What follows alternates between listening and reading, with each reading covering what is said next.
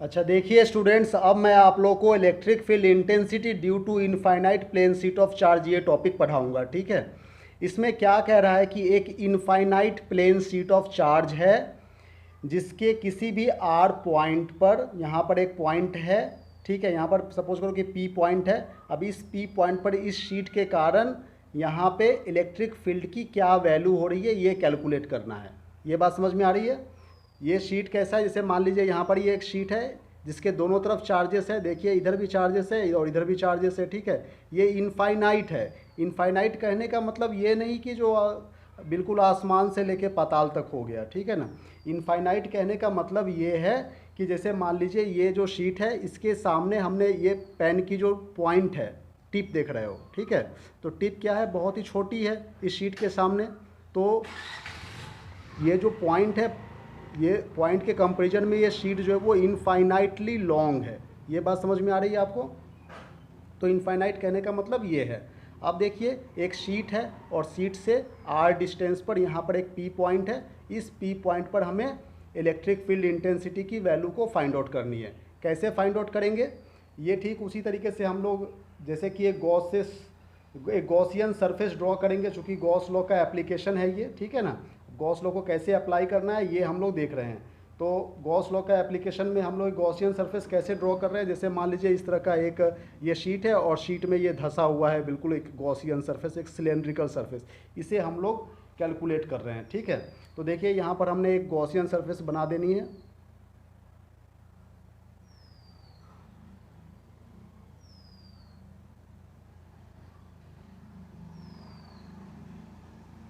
ये हमारा Gaussian surface बन के तैयार हो गया जिसमें टू एंड फेसेस है। टू एंड फेस भी कह सकते हैं, टू एंड कैप भी कह सकते हैं इसे। ठीक है, और यहाँ पर ये पी पॉइंट है और इसी पी पॉइंट पर हमें electric field intensity find out करना है इस शीट के कारण। बात समझ में आ रही है बच्चों?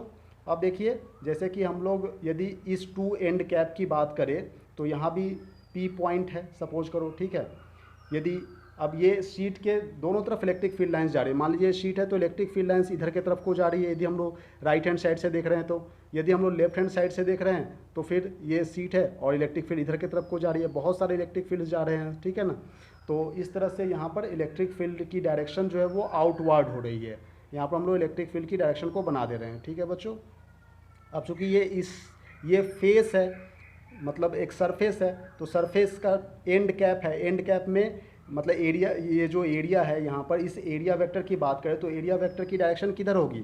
मान लीजिए ये डी एस है पूरा, ये एस सरफेस है, ये क्या है, ये सरफेस है, एस वन सरफेस है, इसका नाम दे दो एस सरफेस। तो इस सरफेस पर यहाँ पर एरिया वेक्टर की बात करें तो डी एस वेक्टर ये आउटवर्ड हो जाएगी बाहर की तरफ। यहाँ भी एक सरफेस है उसी तरीके से। ठीक है, तो यहाँ पर भी उसी तरीके से डी एस वेक्टर जो है वो बाहर की तरफ को जाएगी और इलेक्ट्रिक फील्ड की डायरेक्शन आउटवर्ड हो जाएगी।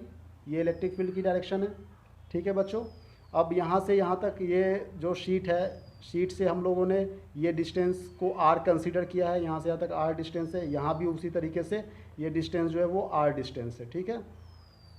अब ये जो शीट है इसको हम लोग क्या नाम दिया है? Plane sheet of charge. ठीक है।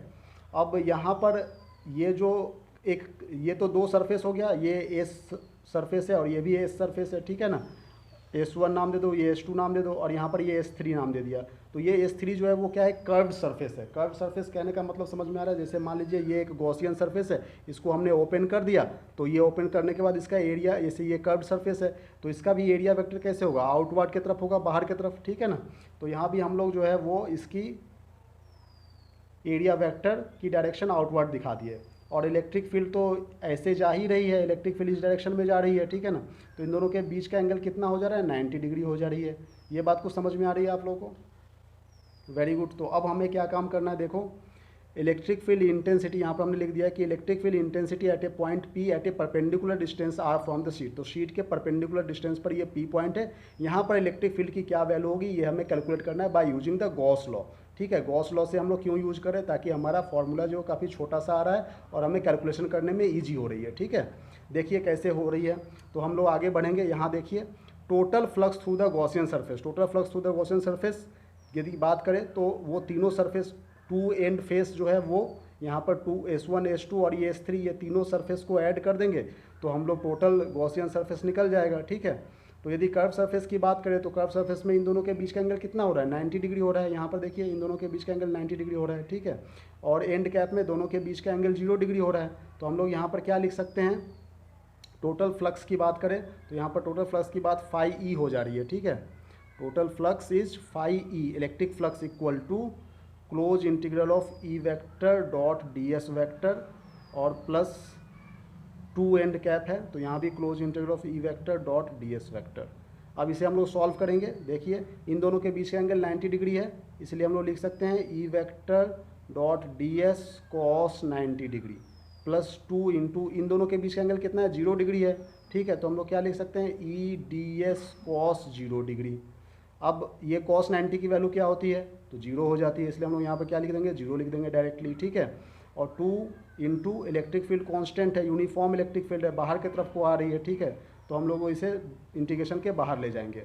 अब यहाँ पर देखो क्या बच रहा है, यहाँ पर फ्लक्स का फॉर्मूला जो है वो हम लोग Q/ε0 लिख सकते हैं गॉस लॉ के अकॉर्डिंग, ठीक है।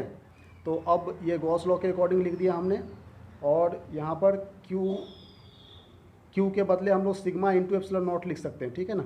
Surface charge density sigma into area, ये Q के बदले हम लोग लिख सकते हैं, Q के बदले सिग्मा इंटू एरिया, क्योंकि सरफेस चार्ज डेंसिटी का फॉर्मूला क्या होता है, Q/एरिया, ठीक है ना। तो अब यहाँ पर हम लोगों ने ε0 लिख दिया और यहाँ पर 2 लिख देंगे, ठीक है। और ई, अच्छा 2 एंड कैप में हम लोग देख रहे हैं कि यहाँ पर ये एरिया है, ये इसको एरिया कंसीडर किए हैं, ठीक है। तो हम लोग यहाँ पे लिख सकते हैं इस इंटीग्रेशन ऑफ डी एस को एरिया, ठीक है बच्चों। अब यहाँ पर देखिए ये हमने Q/Q equal to surface charge density into area होता है, ये फॉर्मूला है, इसलिए हमने यहाँ पर इस तरह से लिखा, ठीक है। अब इसको आगे सॉल्व करेंगे, तो आगे सॉल्व करने से हमारा एक फॉर्मूला निकल के आ रहा है, ये एरिया से एरिया कैंसिल आउट हो जा रहा है। इलेक्ट्रिक फील्ड की फॉर्मूला डायरेक्टली हम लोग क्रॉस मल्टीप्लाई करके निकाल सकते हैं, σ/2ε0। तो देखो यही हमारा फॉर्मूला है, और ये कितना छोटा सा फॉर्मूला है, ठीक है बच्चों। यदि हम लोग इसको कूलम्स लॉ की मदद से भी निकाल सकते थे, मतलब कंटिन्यूअस चार्ज डिस्ट्रीब्यूशन से इस पॉइंट पर इलेक्ट्रिक फील्ड, लेकिन उसका एक कॉम्प्लेक्स फार्मूला आता है, ठीक है ना। और देखो गॉस लॉ से कितना छोटा सा फार्मूला निकल करके आ रहा है, काफ़ी बेहतरीन फार्मूला है ये, ठीक है। तो यदि हम लोग बात करें कि यहाँ पर एक चीज़ नोट डाउन करने वाली बात है कि इलेक्ट्रिक फील्ड जो है वो इंडिपेंडेंट है, इंडिपेंडेंट ऑफ आर। अब यहाँ पर देखिए इलेक्ट्रिक फील्ड जो है वो इंडिपेंडेंट ऑफ आर है, मतलब आर की डिस्टेंस हम लोग चाहे यहाँ पर ये आर की डिस्टेंस कितना भी बढ़ा दे कितना भी घटा दे, मतलब उस पर इलेक्ट्रिक फील्ड की कोई वैल्यू, मतलब इलेक्ट्रिक फील्ड की जो वैल्यू है वो कांस्टेंट ही रहेगी, है ना। जैसे मान लो गॉसियन सरफेस आप चाहे कैसे भी बना सकते हैं, कितना भी बड़ा बना सकते हैं, छोटा बना सकते हैं, लेकिन इलेक्ट्रिक फील्ड की वैल्यू तो वही रहेगी, क्या रहेगी, σ/2ε0 जो हमारा निकला है, ठीक है ना। तो इसका मतलब ये आर के ऊपर इंडिपेंडेंट है, पहली बात तो ये है। तो देखो कितना छोटा सा एक फॉर्मूला निकल करके आया है। और इस पर हम लोग यदि स्पेशल केसेस की बात करें तो स्पेशल केस में देखिए ये जो सरफेस चार्ज डेंसिटी है, यदि, अच्छा एक बात और बता दूं कि ये इलेक्ट्रिक फील्ड निकल करके आया, ये मैग्नीट्यूड है। और डायरेक्शन की बात करें हम लोग तो डायरेक्शन किधर है, मान लो हम लोग इस पी पॉइंट पर निकाल रहे हैं तो इलेक्ट्रिक फील्ड की डायरेक्शन इधर हो गई, क्योंकि सरफेस चार्ज डेंसिटी इधर है तो इलेक्ट्रिक फील्ड किधर की तरफ जाएगी, इधर की तरफ ही तो जाएगी।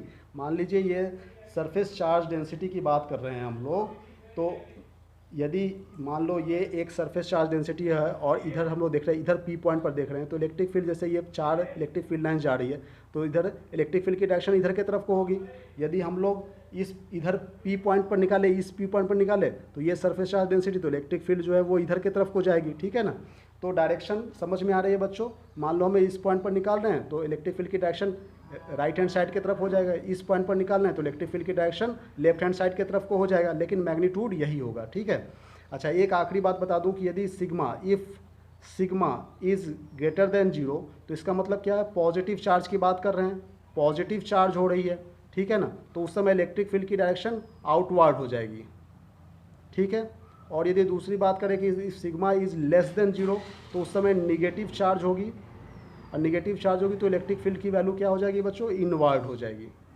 ये बात को समझ में आ रही है आप लोगों को। तो इस तरह से हम लोग एक infinite plane sheet of charge है जिसके r डिस्टेंस पर इलेक्ट्रिक फील्ड की वैल्यू जब भी पूछा जाए तो आप बताएंगे σ/2ε0 होती है, ठीक है। तो इस तरह से हम लोग ये फॉर्मूला याद रखेंगे, न्यूमेरिकल बनाते समय काम में आएगा। Thank you very much for watching this video.